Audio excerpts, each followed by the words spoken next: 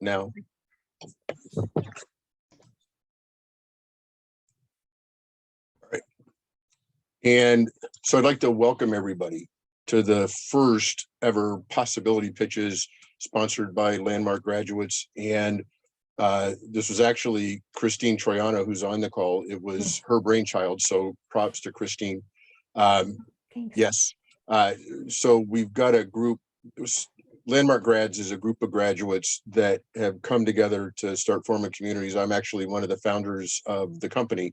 And so in the past couple of months, we've really been looking at what is it that people want and need. And what we got back from people was that they want a way to connect with other graduates. And so we're really working on that with the communities. And so we've got a connectors community. And so Christine and I are part of that community. We certainly want to grow that community. And the idea behind the connectors is, you know, and you may find yourself, and I know Bruce, I've known Bruce for a long time. He probably finds himself in this. I listen to what somebody's saying and it's like, well, I know somebody that can help with that. Or, you know, you should talk to this person over here. They're doing something like, do you know, like if you have that experience, then you're a connector. You might want to think about being part of our group. And so the possibility pitches are a chance for people to actually share what they're up to in the world with a group of graduates that can listen for what they are, the possibility that they're creating, and then really listen to see what is it that you can provide to that person. Do you have connections that can help them? Is there any resources that you are aware of? Anybody that, you know, maybe there is somebody doing something similar and they can join together and both people gain from that. So a couple of things about tonight. The way that the evening is going to go is we're going to do the welcome, which we're doing now, and then Rand is going to share what he's up to. Then we're going to do a question and answer session, and then, and I'm not, hopefully, is it Tamay or is that right?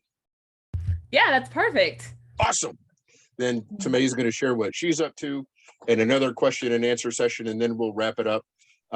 This is the first time that we've done this, so we don't know, is 10 minutes. We're going to give everybody like 10 minutes. So we'll see if that's too long, not long enough, however it goes, and then we'll sort of adjust. So I'm going to ask that you sort of dance with us a little bit tonight, because it is the first time. We don't exactly know how it's going to go.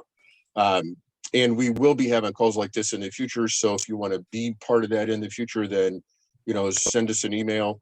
You saw this somehow either on the Facebook page or you were part of the mailing list for Landmark Grads. If you're on the Facebook page, send a message. If you're on the website on our mailing list, you can just respond to that and we'll get it. And I want to wait a little bit longer. Just give it another minute to see how many people show up, and then I'll turn it over to Rand. Anybody have any questions as we get started or something they want to say? Yeah, so when did you start Landmark Grads? So we actually, it's been close to 3 years now. So originally we decided we wanted to do a business directory, right? I don't know if you've been in a seminar in a program and somebody stands up and says, oh, hey, this is what I do. And, you know, I'm always interested in that and have been. I did the forum in 1988 and, you know, I'm always interested in what people are doing.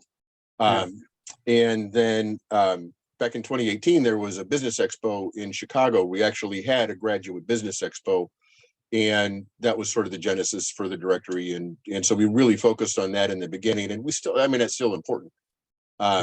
Because all things being equal, I really would rather do business with a graduate than a non-graduate, you know, just to support the community and, you know, whatever. But the thing that kept coming back for is, you know, we were having networking calls for a while and people were like, I want to be able to connect with fellow graduates, because you don't really get a chance to, especially the way that the seminars are run now. You know, there used to be a break in a seminar and you could actually talk to people and be social. And now it's like the seminar starts and you go and it's over and people go home. Right. So it was a longer question than when did we start, but it has been about 3 years. No, because I think I owned the website for a while, and then I just let it lapse a couple years ago. Really? So Oh, that's funny. I saved it for you. I appreciate that. Now, did you have Landmark Grads? Because there's also a Landmark Graduates website that I tried to get and couldn't. And it's out there. Somebody owns it. But anyway, if you had this one, I appreciate that you saved it for us. Because I was actually surprised that it was available. You know, it's one of those things where it's like, I'm going to grab that. Because we can. So, all right. Why don't we go ahead? So I want to turn the call over to Rand Strauss, who is going to tell us about PeopleCount. And Rand, if you want to share anything, I did make it so that you can share your screen, or if you just want to talk, you can do that as well. Yeah, I'll share my screen. So I actually prepared a talk. Let's see. Great.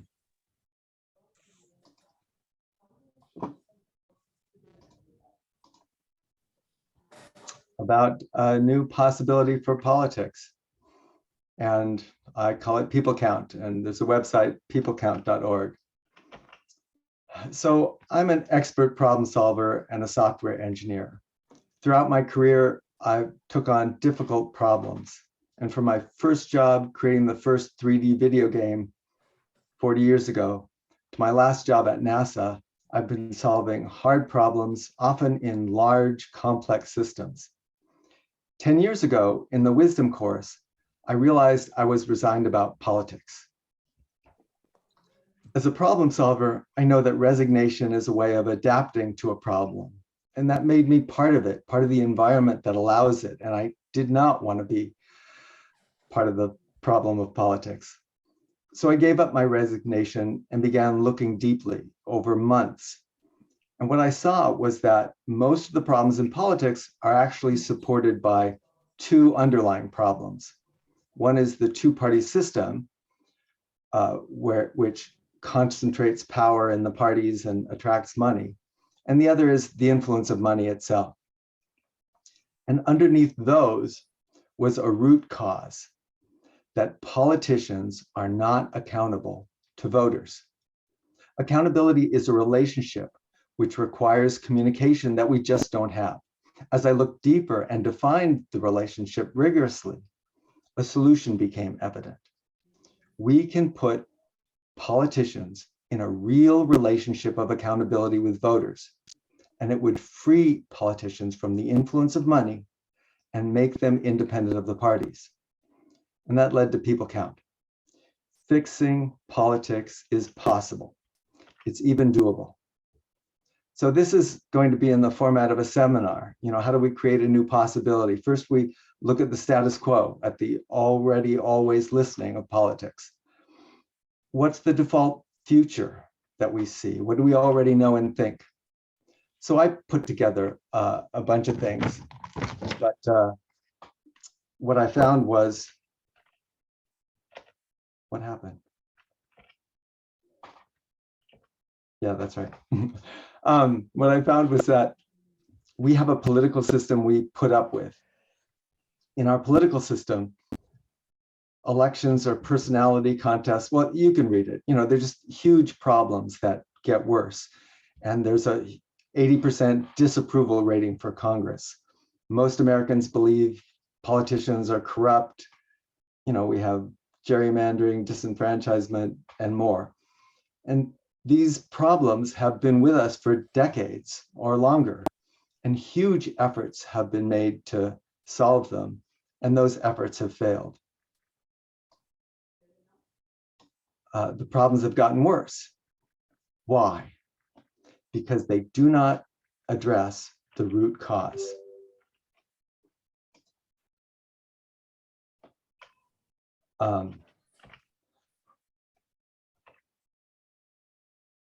Why is it this one? And so that next we look at what the impact of this is. So our political system has become the arena in which the parties fight for power. You know, we have American myths about being a shining city on a hill, and yet we settle for resignation, anger, making others wrong and struggling to be right. And we call that all politics as usual. To us, a good political system is not possible. We're culturally stunted. There are some stories with good political systems, like in Star Trek, but they lack details. I looked for poems and songs about a political system we love. I didn't find any. We have given up. We're not creating life in this area. It doesn't even occur to us to have a presidential commission on unity or making Congress work. Where is the moonshot effort to fix our political system? The impact is that we are shut down. So I think the slides changed. The next slide talks about the next step, which is to create a new possibility, which is, for me, a political system we love. But what is that exactly? What brings it into being is defining it. So take a moment, think for yourself, like, what are the design principles, the properties and goals of your ideal political system? What would that look like? Just think for a moment. So I did that and came up with a long list, things for citizens, for voting and elections, better representation, transparency, honesty, no corruption. Basically, politicians would report to us voters. The political system would be a tool that we use to design our future together and build it. And then I added a step, which we usually don't do in seminars, which is how to realize this new possibility. To do that, we solve the root cause of the problems, or we address it. And as I said before in the intro, most of the problems in politics stem from these two underlying problems, the two parties and the power of money in politics. And the root cause is that politicians are not accountable to voters. If we make them accountable to voters, they won't need to be accountable to the parties, right? They can get power from us. And if they're in relationship with it, in a relationship with us, they're communicating with us, they won't need money. So they'll be free from its influence. You're not just, accountability is a relationship, right? You don't just deliver it. You're accountable to someone for something. And we see this with employees and their managers, and students and their teachers, right? The manager, teacher provides the direction and evaluates their work. Like, often people think to have accountability, we have to be able to replace a politician quickly, but it's those managers' evaluations and the teachers' guides that provide the day-to-day incentive and feedback that sustains the shape of the relationship. So political accountability would be a relationship where politicians are directed by voters. They work for voters, they report to voters, and we would evaluate them. We don't have communication channels for these. And for voters to be, the manager or the teacher together, we would need communication for that. So that's what PeopleCount would be. It would be a political communication platform where voters would vote on issues that would inform ourselves about what we want, right? So we know what to expect from our politicians, and it would guide our politicians. On an issue, you could say that you want, and are willing to grade reports. So politicians would report to you, right? They want to reach you. Voters would then evaluate those reports by grading them. And we would all see their grades. This is the minimum communication needed for political accountability, easily provided via the web. This begins a political system we love. And I'll just go over a few of the benefits, but remember I had that long list of design goals? It actually addresses all of them. If politicians are easily and inexpensively reporting to us, they won't need much money for campaigns. They won't need to fundraise while they're in Congress. That'll make make lobbying much harder. If politicians are reporting to us citizens and we all know what we want, the politicians can be much more independent of the parties. And when we agree widely on something, we'll expect it to be passed. So they'll have to pass it, like ending lobbying or gerrymandering. For voters, if we're hearing from all candidates, it'll mean we're less siloed in the information bubbles. And if we have responsibility on issues, for voting and grading, we'll be more responsible about our opinions.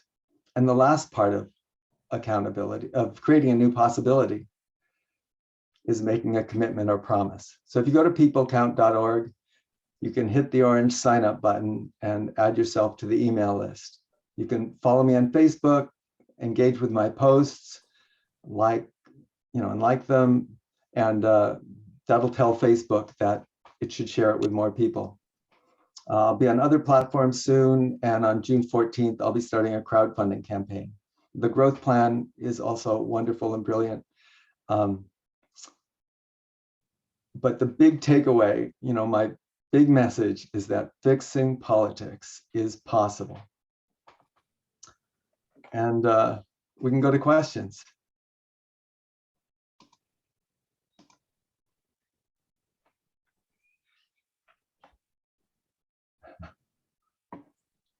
No questions?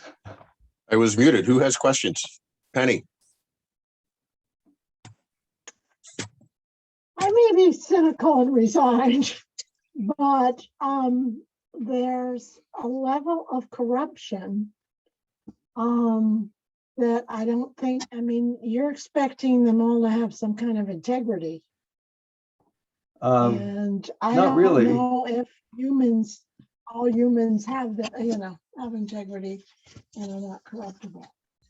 So if you think about it, yeah, people often lack integrity, or there are such people. And yet in a relationship of accountability, lack of integrity doesn't work, right? Because we'll be judging them. We'll, be able to grade that and grade them down. They won't be in office for long. Yeah, it doesn't change any laws at the beginning. It doesn't make the election come faster, but they'll read the writing on the wall when their performance is graded poorly, that they need to shape up or we'll replace them. I have a And question. also, Okay. Oh, one second. Did you want to? well, follow-up question is, then they may figure out a new way to deal with the system.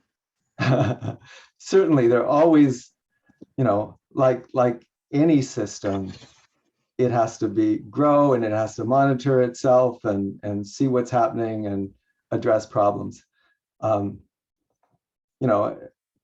If your ship has a hole in it, you patch it, even though, there might be another iceberg close I by. think we have a lot of holes in our ship, which you would agree with, I'm sure. Yeah, and as I say, it's a long conversation about the impact of this on all of the holes. Okay, thank you. Okay, I have a question. Bruce. Yeah, Rand, in Chicago, in Illinois, we have unfunded pension liability, and then we also had a Shackman decree, I think it was 20 some odd years ago, which says that you cannot be compensated. You cannot be like a political hack, be compensated and do electioneering and things like that. So, but we have that in place, and yet that system still goes on. So somebody's going to be voting, and I can see where people who are in a union say want to maintain their jobs, and they'll vote for the continuation of pensions with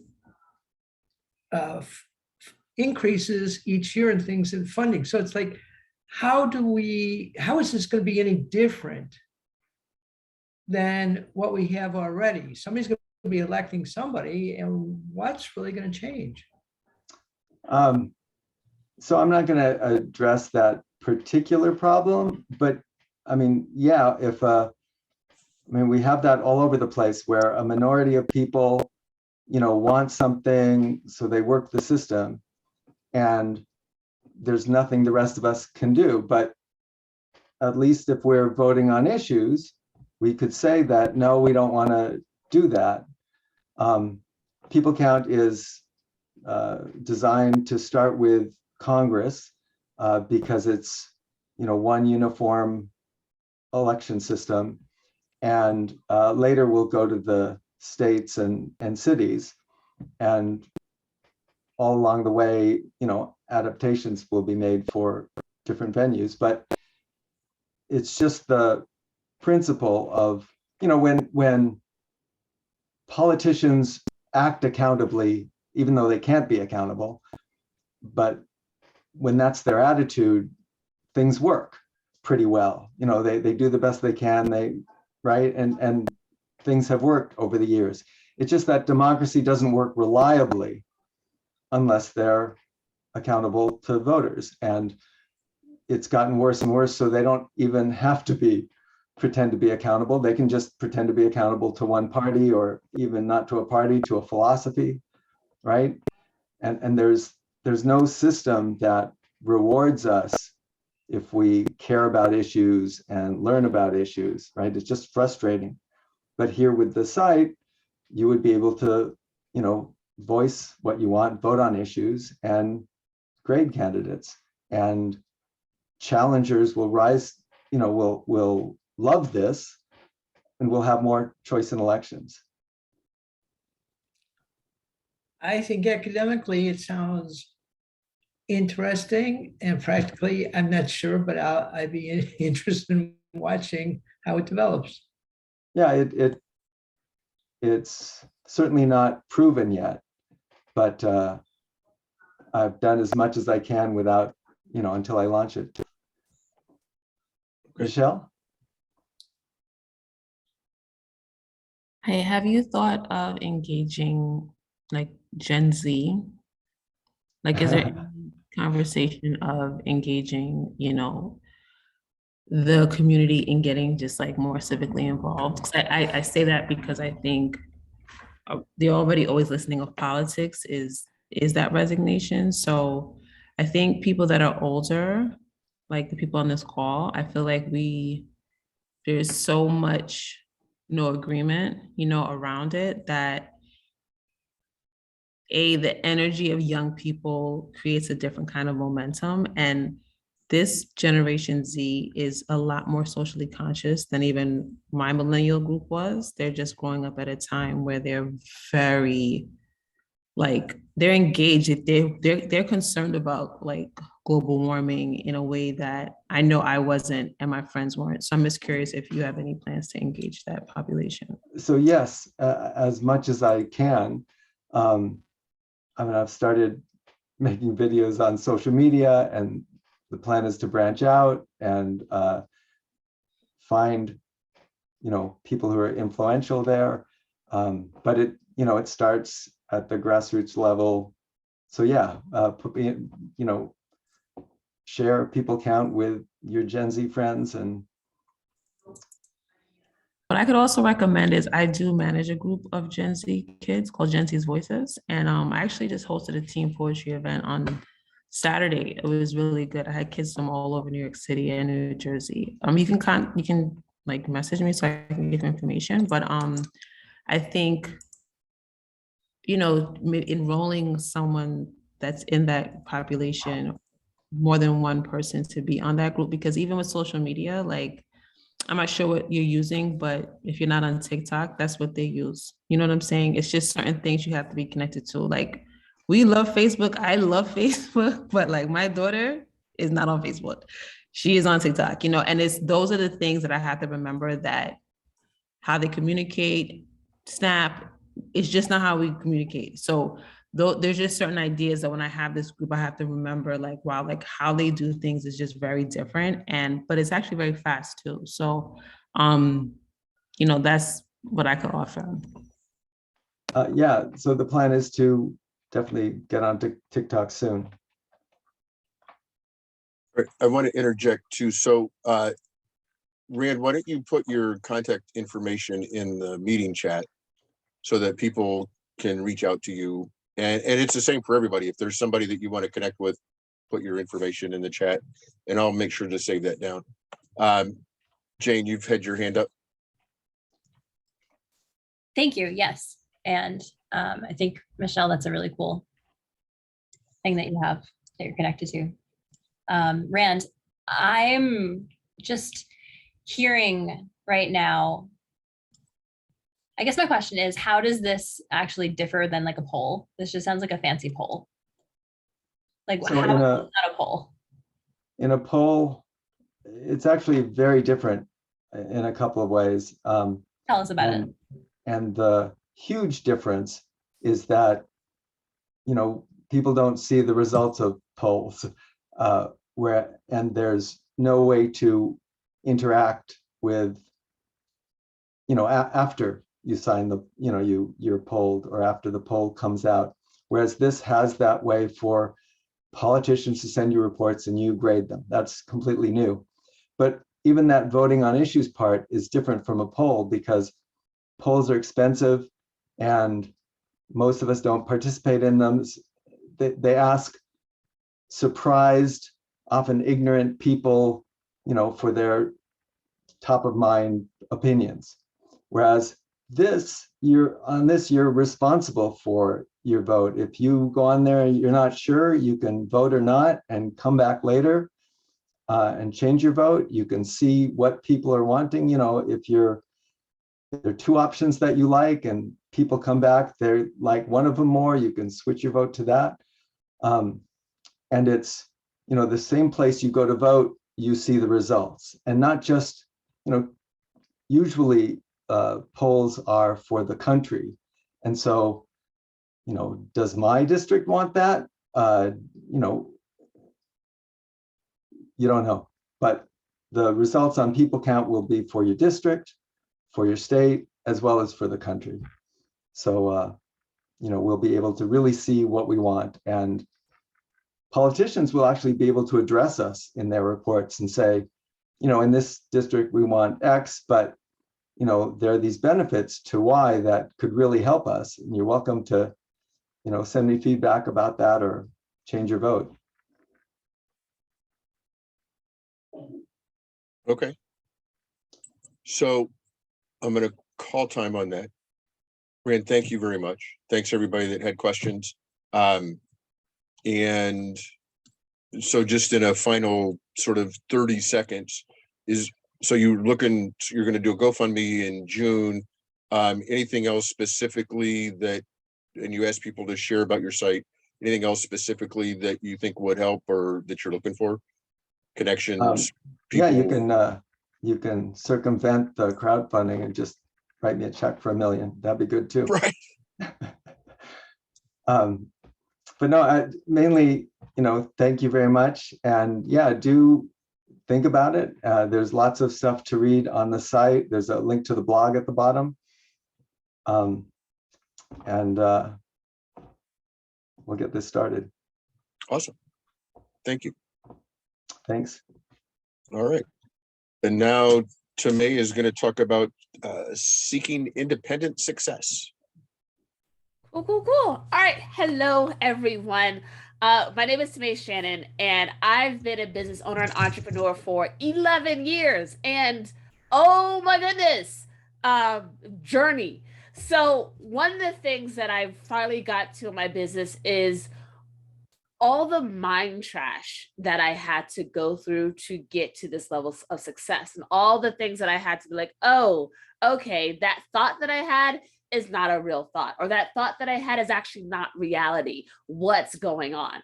And one of the things that I see a lot on social media is, hey, you want to be a social media manager? Sign up for my class and you'll be making $5 million in 30 days. And I'm like, that's not how this works. That's not how any of this works. And so what I want to create is SIS. And it's Seeking Independence. And I just created that name, so I'm still playing around with it. But really what it's meant to do is to provide two parallel tracks for training. For the one track is that you actually get the tools and tactics. Like, how do you run social media for small businesses. What does that look like? How do you create a strategy? How do you intake? So the actual tactics of being a social media manager. I forgot to add that that's what I do. I've been doing it for 11 years. I've owned my own business. But yeah, how do you actually do that for a business? How do you intake? How do you get new clients? That part. The other parallel track is the mind trash that comes along with being an entrepreneur. I shouldn't be here. Nobody wants what I have to offer. All those things that when are not attended to, especially if you're new to entrepreneurship or you're new to being in business for yourself, that you don't know to expect to see it coming. You just assume, like I did, that that's just truth. Oh, I'm not ready yet. I need a couple more years. I need a couple more degrees. I need a couple more letters behind my name. All of that stuff that we typically assume when we're new in business. And so I want to attend to the mindset. And so this is going to be a course, and I also want to make sure that they're paid, because when people aren't paid for work, one, it limits the access of who can do it. It limits who can actually, whether they want to start a business for themselves or whether they want to shift careers, whatever it is, if they're not paid for work that they produce, and we call it an internship, an unpaid internship, like, yay, you get experience. And it's like, experience doesn't pay bills. And so I want to make sure that these people are paid. And so currently my target is $15 an hour. And I know that that is the barest minimum, but that's what I know that I can work with right now. And ideally, I want to be able to scale that up. So what it looks like is a 3-month program. And I'm working with, ironically, my brother, who's a teacher, who's helping me develop a lesson plan to go through what they're learning each week. And it's going to alternate between content sessions, the doings of social media, and then mindset sessions. And that's where I'll bring in other entrepreneurs so they can not only share their journey, but they can see other people who are like them. Representation means so much. And so if you get to see somebody, you're like, oh, you do the thing that I do, or the thing that I want to do. Okay, it's possible for me. So I want to make sure that I bring in a variety of humanity to come in so they can share what it was like for them along this journey. So I have a couple of entrepreneur friends. I'm like, hey, you want to do this thing with me? They're like, yeah. So I definitely have people who are willing to support me as far as the mindset section goes. And my possibility for this is that people are powerful, confident, and are successful in navigating the self-doubt around entrepreneurship while building a life they love.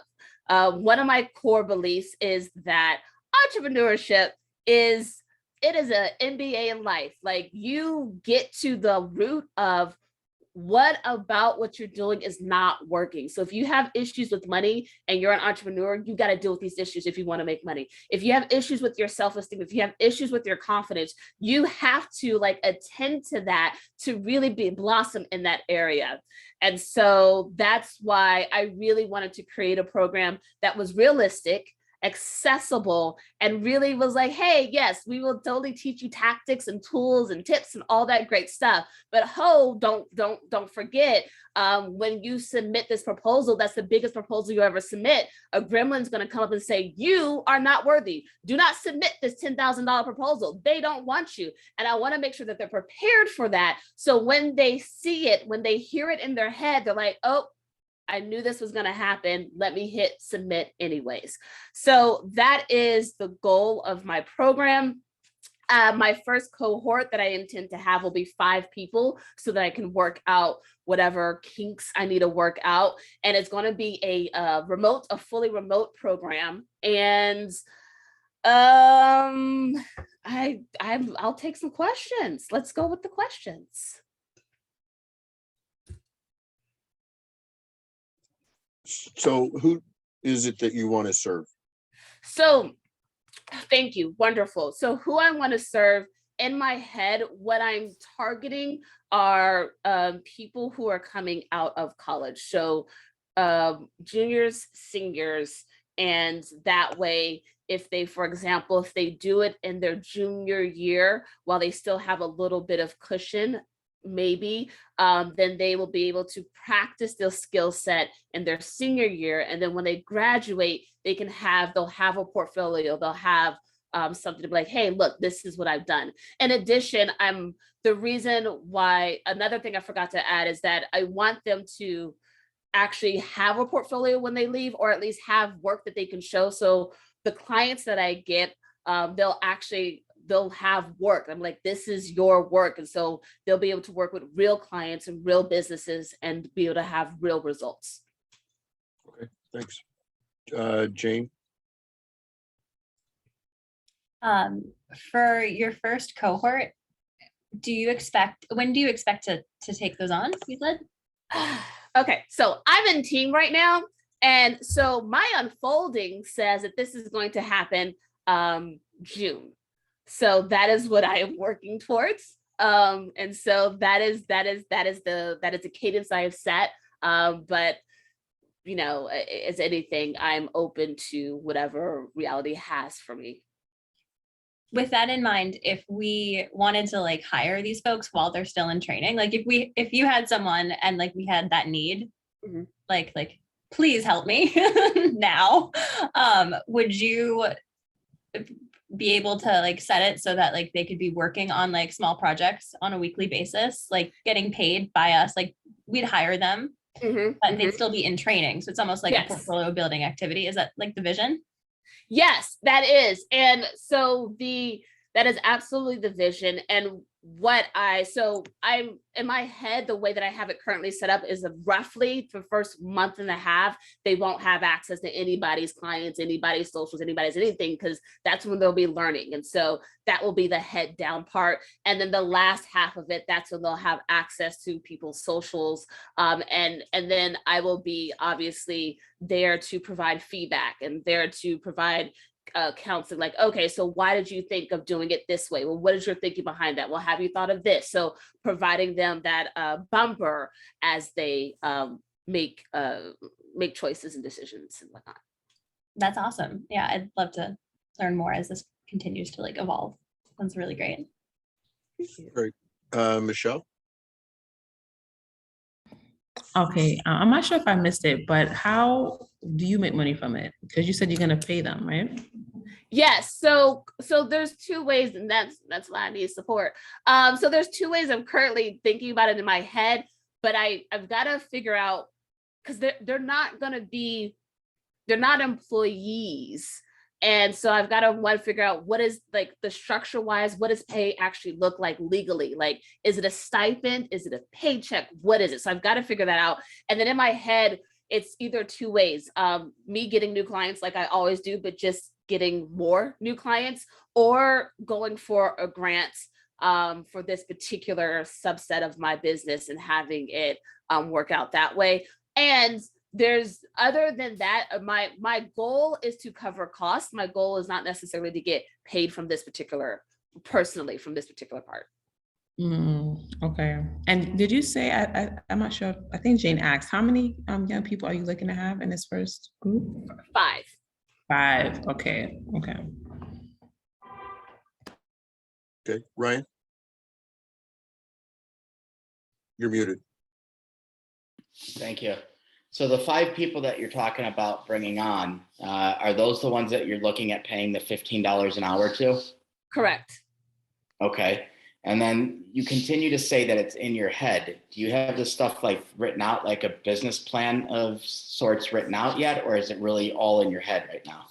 It's half and half. So I have the structure written out. I have how I want it to go. I have end dates and points, like is what's really written out is the curriculum, what I want it to look like, who's going to be doing what they're going to be tested on, what tools I'm going to reference. So that part is set. What I keep saying is in my head is the part where I've got to figure out pay. How does that legally work? So I'm going to find a lawyer to talk to, or find a CPA or somebody to talk to figure out what does that structure look like? Because they're not employees, they're not really consultants, they're not like, you know what I mean? They're not 1099s. So that's the part that I've got to figure out so I can get that on paper. And then the other part that I've got to finally get on paper is the interview or the application process. I want to make sure that people actually want to do it, and that they'll stick to it for the 3 months. Got it. That's good. And then the people that are getting paid the 15 an hour, they're learning a skill as they're getting paid. Yes. Correct. Yes. That's great, because there's, like you said, a lot of the courses where people are paying thousands of dollars to coaches to be part of a group to learn, and you're giving an opportunity for them to earn while they're learning. Is the same. Exactly. Yeah. Cool. Thank you. Great. Michelle? Have you thought about partnering with the Summer Youth Employment Program? I have not. Are you familiar I with the have Summer Youth Employment Program? Yeah. Well, we're a work site. So I'm at Sesame, but that's where I work right now. I don't know if you see these like feathers on the back, but we do carnival and young and youth development, do a lot of things like that. But so every year we get about 600 slots for kids. So it's 14 to 24. So some of the kids that you may be referring to, at least the 21 to 24-year-olds might be, I guess might be like in that pool. So the city would pay them. So if you're like worried about the pay, however, it's only for 6 weeks. So I would think, what you could do is say, say you become a work site. I mean, that's a offline conversation, but let's say you become a work site or we partner with you and we have kids. So when we're doing the interviews and we say, okay, any ones that are interested in, more virtual work and social media work, they can get connected to you, but they would have to commit to a 3-month process. So it wouldn't cover the 3-month pay, but at least it would cover 6 weeks of it. So that's still great. That's still awesome. yeah, so that's an option. Yeah. All right. Ryan, is your hand up again or up from the last time? Up from the last time. All right. Who else has questions? Penny.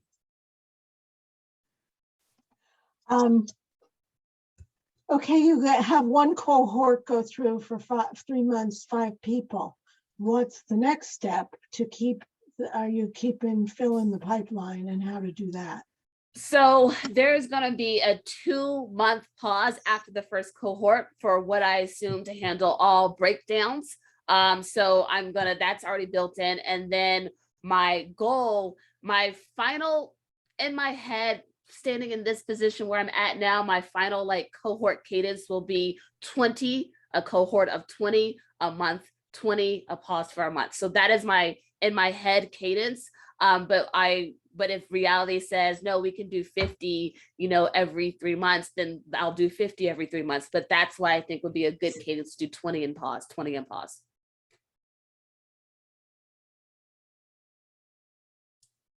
Okay. Who else? I Jane. have another question. Yeah. Are you open to this being for folks that are maybe just graduated from high school rather than college? Especially given that 15 an hour sometimes is, depending on where you're at, more hey, I just got out of high school vibes, No, totally get that. And I am. I think for me, the criteria that will have me be yay or nay is really why is social interesting to you, and making sure that people who typically wouldn't have access to learn on the job have access. Got it. Makes sense. Are you thinking of this as a nonprofit then? I'm wondering. No. I have no interest. I want to keep it. It will be a passion project within my business unless it takes on a mind of its own. But I don't have any interest in being a nonprofit and going through all of that. So for me as a business owner, it's easier for me just to get more clients to pay them and things like that. It's just that's that's the world that I've known. So yeah. Makes sense. Okay. So then one of the things that you said, and I don't know that this is actually something that you're making a request here, but you did say that you're looking for a lawyer or a CPA. What else are you looking for? Like, what is it that your community can provide? Yeah. So yeah, if you know of any connections to any lawyers or CPAs, because like I said, I do like I just need a consultation to be like, legally, Tamay, this is how you should go. And I'm like, great, because I'm not trying to run afoul of nobody. But also I want to let's see. I've already got, okay. Yes. Anybody who is interested in joining the team, who wants to contribute learning materials, and specifically, if you have a deafness with different modalities. So that's not only capabilities like, oh, they're low vision, making sure that it's accessible to all, or hey, there's this, and making sure like that, but also like, hey, there's this type of learning style. Because currently I have, there's video and there's written, but that I only know what I know. So if you're like, hey, Tamay, this is another way that people learn, if we can just present the information in this way, that would be awesome. So if you have an interest in teaching in that aspect, I would totally welcome you to the team. And then, so I did that. And then, and then also if there's anybody who would just love to be a sharer, and just a sharer is somebody that when I give you, the one sheet will be done. The one sheet will be done by the following, not this Friday, but the following Friday. And the one sheet will have all the information on that. So if you just want to be a sharer and I give you a one sheet and you just share it to your networks, so that I can get the first 5 for the cohort. And it's just, so yeah, and that's yes. So the sharing is helping you find your first cohort. Correct. All right. Yes. And so then are you going to use the existing client base that you have? Or are you looking for people on that side that would be willing to support you as a potential client for your trainee? I don't know but trainees is the right word, but. Right. So right now, the 2 avenues that I'm doing is I'm actually applying for grants actively and saying, okay, this is what it's going to break down to. This is what the grant contribute to. So I'm actively applying for grants right now. And then also, going back to past clients and being like, hey, this is an initiative I have. Would you like to contribute? So those are the 2 ways that I'm looking to fund. Okay, cool. Thanks, Michelle. You know something else? I just want to let you know, I put my information in the chat. So if perfect. Thank you. Or anything like that. Also, that goes to you as well, Rand, because I manage Gen Z's voices. Yes, I will definitely reach out. Yeah, Tamay, did you put yours? Yeah, make sure you put your contact information out there as well. Thank you. Right. Yeah, Penny. My first question was, where are you located? I'm in Atlanta, Georgia. Okay. And the other is, having been a fundraiser and someone who took grant writing years ago, my understanding is grants are only given to nonprofit organizations, 501c3s. I've actually, there's been a lot of change. I think this might be because of COVID, but there are a lot of grants given to businesses now, for-profit businesses, for initiatives, and there's a lot out there, but yeah, there's definitely some options there. Thank you. Okay. All right. Just don't want to get you in trouble. And the third thing was you may want an attorney in Georgia. If that's where because the laws vary from state to state. Good point. And an accountant you might want for IRS as well as state issues. But an attorney, every state has different laws. All right, cool. Ryan? One more thing. So do you already have the funds in place that if you had the 5 people to join that you can afford to pay them currently? I do not. Okay, because I think that once you have that, it'll be very simple for you to get 5 people that want to learn how to do social media marketing Mhm. and get paid while doing that to learn a skill. Like I want to learn how to do social media marketing. Mhm. And if somebody told me that I can put in 20 hours a week and I'm guaranteed to get paid for those while I learn this, Mhm. I would probably be all over that. Okay, that's a I good don't point. think you'll have any challenge getting the 5 people. Okay, all right. Thank I you. think once you have the funds in place, you run a campaign yourself on Facebook or whatever and say you're looking for 5 people that want to get paid to learn how to do this. And I think you're going to have hundreds of replies. And you're Okay. gonna just cherry pick people. Okay. And I feel like nobody's gonna care. That's just my little gremlin talking. You're aware of it. Okay, so any other questions? And I think at this point, we could open it up for Rand again as well. If somebody said, oh, I wish I would have asked this. We've got a couple of minutes. And then actually, before we do that, there's one thing I should have said at the beginning of the call, is that LandmarkGrads is not associated with Landmark Worldwide. So, I mean, we're graduates, so we're associated from that perspective, but we're not part of Landmark. They know what we're doing. We've had communications with them. We continue to have communications with them, but we're not them. So I just want to make clear that there is a distinction between what we're doing and what Landmark does. We fully support, obviously. I mean, like I said, I did this in '88. I continue to participate. I seem to be a perpetual wisdom participant at this point, because I really like wisdom. If you haven't done wisdom, you should check it out. But anyway, yeah, so we're not Landmark. Now, that said, anybody questions, any additional questions for Tamay or Rand? Anything that came up?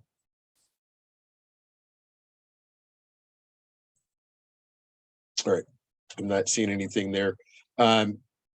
So one thing too that I want to say is, I know that several of you, because I am familiar with who you are already registered on the site. If you haven't gone to the website, please check out landmarkgrads.com. We are really in the middle of recreating what we're up to with the communities, with events like this. And, we're out to grow our community so that we can provide more things like this. So, check out the website. Right now, you'll see a directory. I'm actually talking to somebody now about getting the site redeveloped so that it shows more about some of the other things that we're doing. Share it with your graduate friends. You go to a seminar and they ask you to share. You're coming to this, I'm asking you to share. So let people know what we're doing and that we're here. And I am going to send out a survey. I should have had it, I thought about it while we were on the call. Because I want to find out with this event, like I said, it's the first one that we've done. And, we're out to improve how we serve people. So I'm going to send out a survey about this call. Like, what would you like to see on future calls? Or are there things that you'd like to see, or I don't know, how can we make it better? Yeah, Ryan. How does somebody become one to pitch? You let me know that you want to and what it is that you want to pitch. What we're really looking at with this is more on the nonprofit side. So if you've got a business and you want to put it in the directory, you can do that and we'll promote it. But this is, and I say nonprofit, but more like, like the event or the Tamay and Rand tonight were more, it's not like a business per se. It's about really creating something out in the world. Submit a request of the process this time was that we had like 4 people that submitted to these presenters tonight, and we just sort of picked. That might be something that we could improve, is actually having a selection process. But really just let us know that you want to present. You can either, and I probably should put my contact information in there.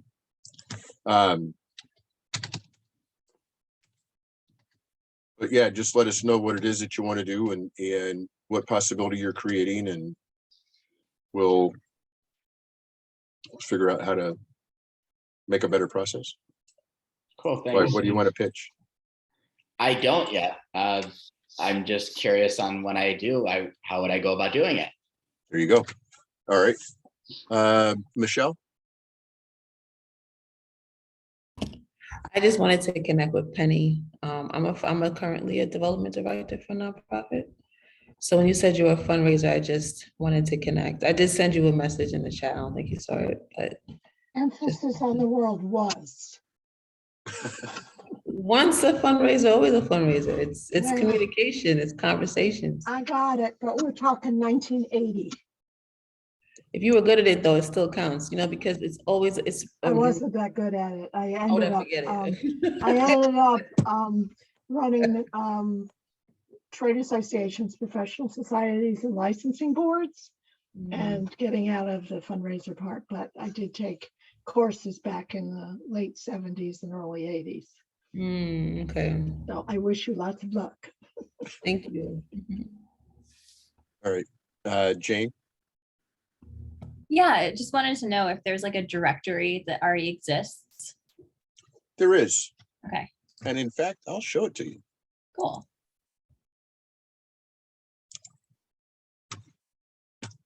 So this is our website, and You're not sharing your screen yet. I'm not. Is it sharing now? There we go. There it is. Oh, your website is all about being a directory. Well, it has been, right. That was our initial thing, and we are starting to do some more things. And that's why we're rewriting the site, because I've got a bunch of feedback that it's like I come and it's just a directory and I don't have a business. So why would I join that? Which is fair, right? And it's not the most interesting site in the world. So we're going to do some things about that. But from a listings perspective, yeah, you can see the listings that are already out there. This is Tamay. Here's Rand's project. Got it. This is Penny. Nice. So Brilliant. yeah, so go ahead. Yeah, no, that's I didn't realize that. So thank you. It's Yeah. really cool. That's exactly what I want. So thank you. Cool. And Thank you for making this. oh, you're welcome. And so one of the things that we really want to do, I'm just seeing this, like, if you know anybody that's in SELP or TMLP and they have projects, like, we really want to support that, right? So, we're growing our membership and we're growing our mailing list. And I know that in SELP, you have to have projects and you have to promote those. We'll do those for free. The listings on the site right now are 99 cents for the first year. And we're going to run that until we stop running it. So, at some point we'd like to make money with this. Right now, it's sort of a labor of love. But yeah, if you know anybody that's in TMLP or SELP that has a project that they want to promote, let them know about this, because we'll do those listings for free for their projects. So, and just so you can see, let's see what else. I'll log in.